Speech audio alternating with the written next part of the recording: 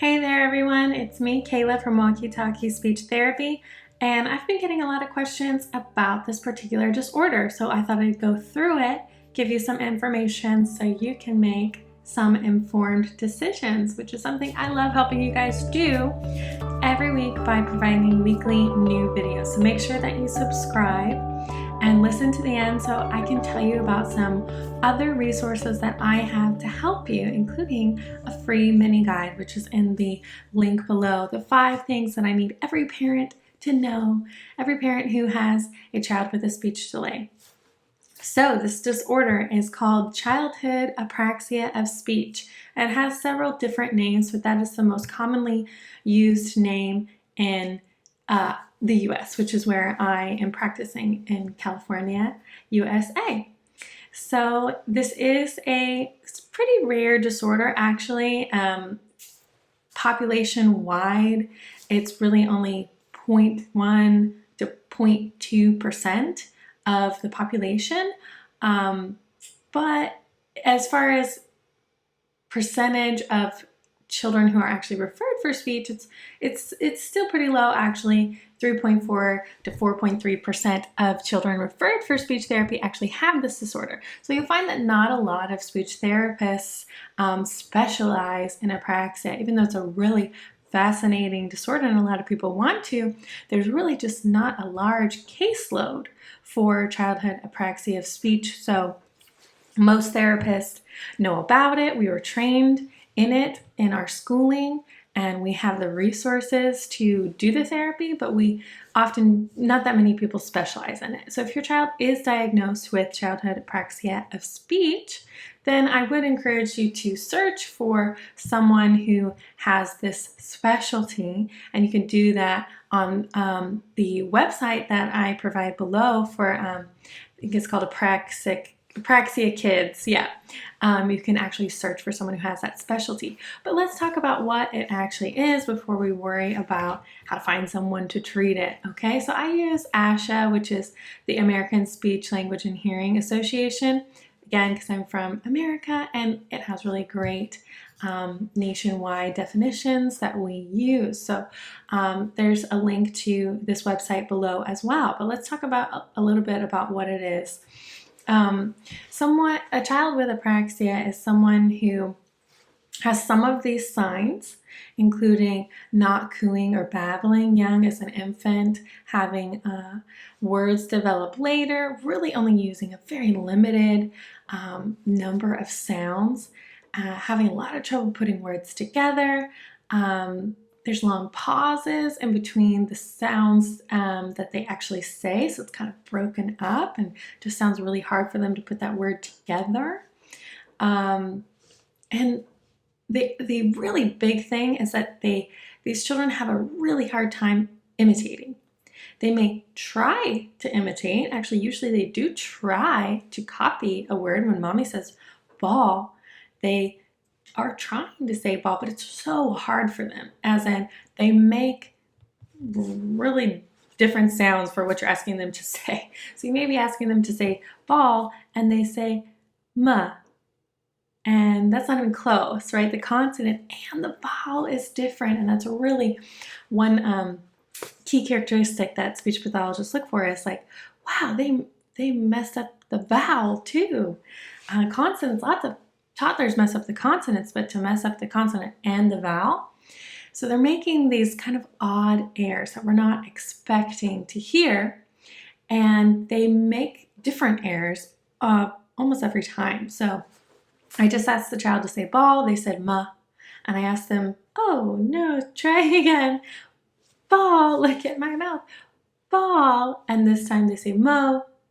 They changed the vowel, but it's still a wrong vowel, and it's a totally different air. So the airs are different than what we expect, and then they're different when you ask them to try again. As well as you'll see what's called oral groping. Oral groping is a term for meaning that their mouth is groping, is trying to say a sound, but it's not working, and it looks kind of funny. So for that example, I've asked the child to say ball, and they're going to say it wrong. They're going to say ma, but their mouth would do something like this. M. So it's that groping, that my mouth is trying to make the sound and it's really hard and my mouth is not figuring it out. It's very obvious, usually. It's like, whoa, what's going on with their mouth? Like they can't put their lips together for an It's a very easy sound that infants start making in their babbling sequences.